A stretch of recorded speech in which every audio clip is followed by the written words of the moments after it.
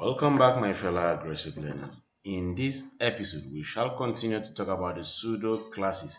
We discussed about the pseudo classes that is attached to the anchor element. All right. So the next we are going to discuss about the first child and the end child. All right. There are so many of that, but let me just go ahead and delete this, and then go ahead and then also delete this. Right. Good. So, having done that, we can go ahead and do our pseudo elements. So, how do we do that? All we need is to do B. We say, okay, the very first appearance of what? Of the very first appearance of P, all right? The very first appearance of P. That is what we want. So we want to give it a color. Okay, red. Voila, here we go. Right? Good. So the next thing you can do is the last appearance of what? Last child. There's last child too. The last child of what? P. What do we want to do? We want to give it a color of what? Of green. So you can see, of course, you can see that's the very last child in this particular um, HTML tag, all right? So it quickly obeys the rule and gives it whatever we've been asked. Let's define a general font size of 30 pixel so that they will just appear a little bit bigger than, sorry please, font size, yeah, voila. So you can see all that, right? Good.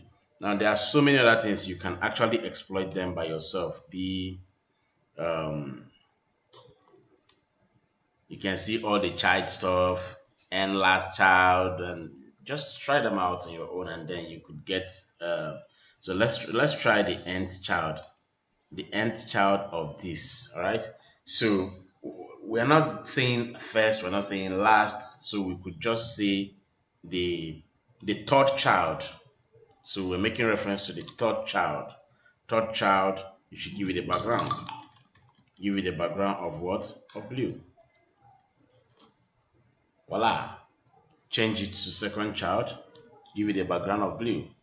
Change it to first child, give it a background of first. Do we have zero? Definitely none. Right? Do we have four? No, we don't. Can we define a fourth child? Yes, we can.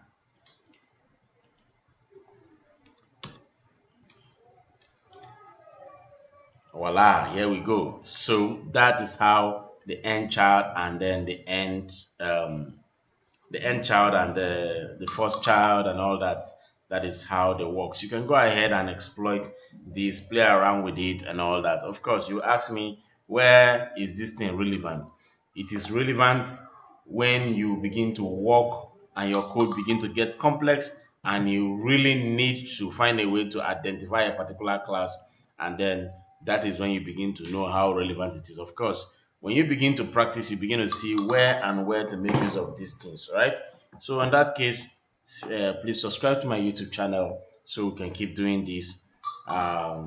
See you in the next class.